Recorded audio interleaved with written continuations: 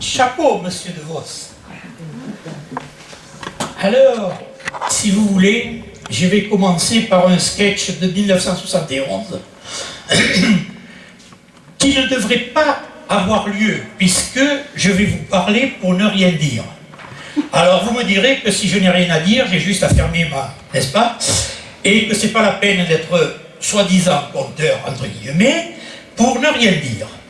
Bien, figurez-vous que parler pour ne rien dire, rien, ce n'est pas rien. La preuve, c'est qu'on dit moins que rien. Si on peut faire moins que rien, c'est que rien vaut déjà quelque chose.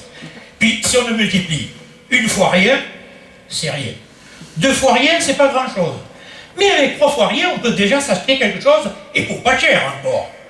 Hein? Alors, si je multiplie trois fois rien par trois fois rien, rien fois rien, ça fait rien.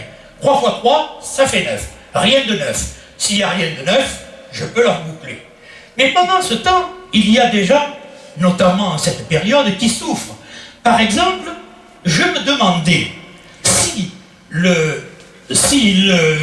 les gens qui posent les parquets portent plainte plus souvent que les autres, si les couvreurs n'ont pas des tuiles, surtout quand ils ont des ardoises.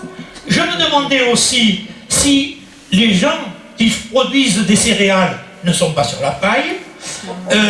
Il paraît aussi que les prostituées sont dans une mauvaise passe. Oh, excusez-moi. Il y a aussi les dessinateurs qui font grise mine. Et alors, avec les boulangers qui sont dans le pétrin, ici, on a une coiffeuse qui ne coupe pas les cheveux en quatre, mais je vous avise tout de suite, il ne faut pas lui parler de perruque, car elle vous dirait que les fautifs ne sont pas toujours coupables.